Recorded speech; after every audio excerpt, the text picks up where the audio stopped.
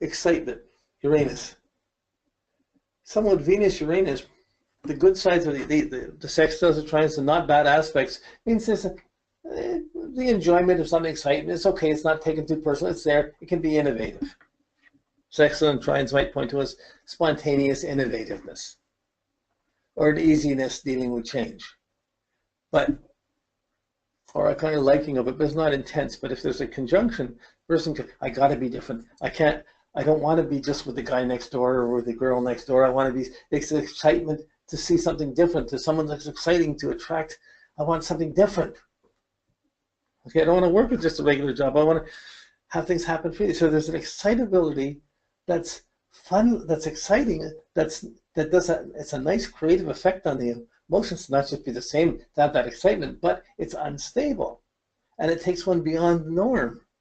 So it can make sudden breakthroughs or sudden appreciations or sudden emotions, but it's hard to maintain it. So if someone won the lottery one year, they could have nothing 2 years later. That up and down.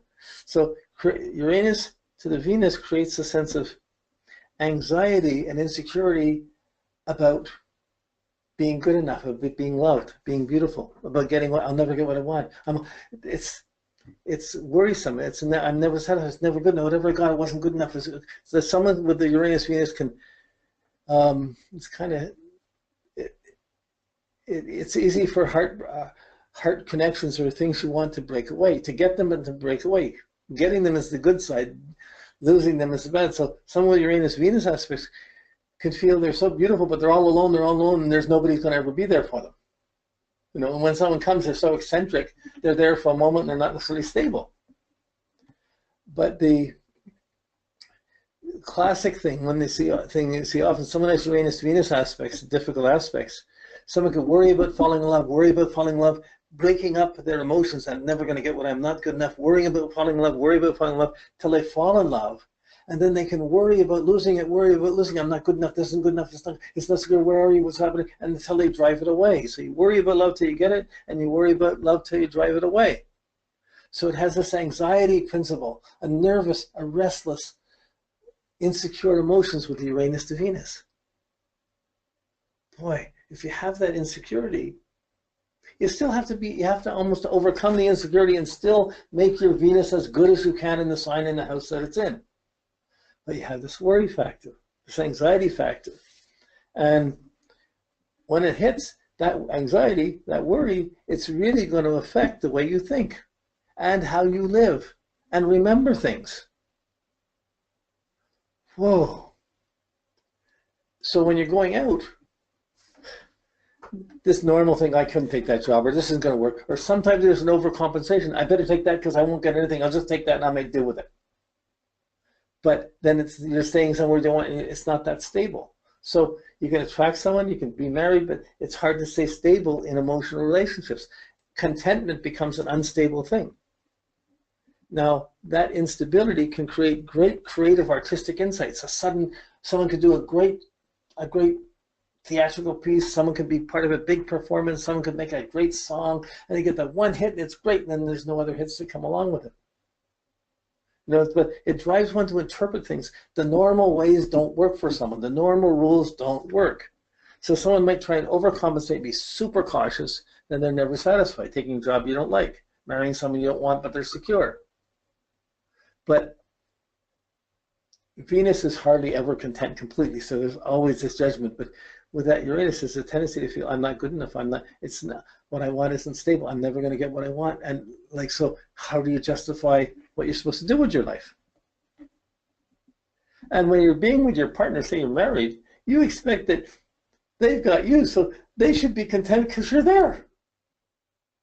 And if they're not feeling secure, no matter what you do, wow, that really affects the timing and receiving love too. And it will really be further colored by the sign it's in. You'll see the attitude to the Venus, and then you'll see that's what's being shaken up, and you'll start to see these things. Right now, don't try and make all the links. It's enough just to see the energy of the planet. The other things will start coming in over the years. The sentences will turn into paragraphs, and you'll start to see these associations. Right now, we're working on the words. Okay. that will allow us to make the sentences. Okay. So that anxiety, the unstable emotions, someone with Uranus Venus is not going to be a speculator. They'll make sudden losses, or they'll be so defensive they're afraid of losing. They won't be afraid of taking risks. Okay, when you take the Venus out to Neptune, the squares, conjunctions, the conjunction to Venus, Neptune is the most dreamy, gullible, exotic, visionary. I love this. This is so gorgeous. This is so, oh, it's so rapturous. So on one level, it's like, wow, someone likes me. It's everything. I'll do everything for you. I believe in everything. Like, so it's magnified. The self-worth is really exaggerated dramatically, but it's also confused and taken out of a level of what's normal. So Neptune, Venus aspects are the most, so Venus aspects are the ones that really are tied up with alcoholism or addiction. There's other things, but it's primarily there. Not everybody that has them is addicted. They might have a parent that was, or might have other things come in and they learn, I'm never going to be like that, and they fight it. But when you want something that looks so good, it's anyone that's caring for is going to think, oh, you're going too far. So often Venus Neptune will attract someone out of culture or out of race. It's so dreamy, it's so romantic. Some of the best loves are there, but they're not supported by the other families from the two different cultures. So it confuses timing of what's satisfying. I believe in you. I believe this is, oh, this is perfect. And it may not be. A person can be in an abusive relationship and still believing they should be staying there, or they're the ones to blame for it. So, but the guilt, the sorrow around emotions, the dependencies, the expectations, it's often there in many artists. But the fighting against the negative side, about the addictions, about wanting too much of a good thing, how do you have one drink, going all the way, taking on the romantic cruise, going all the way, and it lacks discrimination, so it magnifies the indulgences. So when it becomes lust or envy, whoa, it's hauntingly exaggerated. Okay. Again, this can be interpreted 10 or 20 different ways, but I'm not going to stay here. I want to get on with this, and the other planets will be able to deal with faster, but these inner ones I wanted to spend special time in. Pluto, like your chart when you're born, is also the situation between your parents were born, when you were born, and the outer planets will show you the disruptions in your parents' relationship at the time you were born, not at conception. So if Uranus was square Venus, there was a shock, an emotional shock when you were born, and your parents were shocked at whether they were stable or something was shocking and unstable around them when you were born. Often a broken relationship. Neptune means there's confusion and deception around who was getting what and what was real, or what was, there was a dream or a fantasy or a gullibility, or there were confusions around the emotions and the financial side of things between your parents when you're born. Wrong examples being set.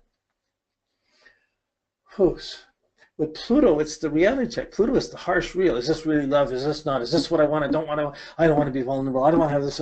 Pluto is harsh on Venus.